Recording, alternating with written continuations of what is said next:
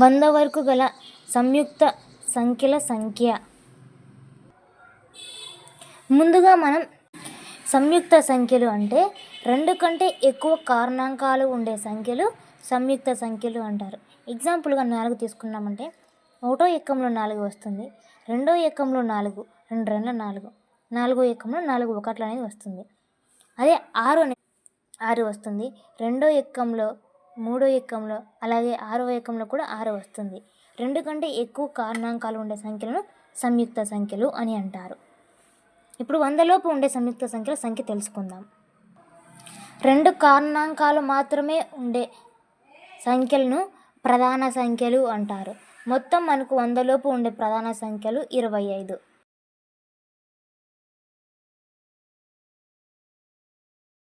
1 అనేది సంయుక్త సంఖ్య కాదు, ప్రధాన సంఖ్య కాదు.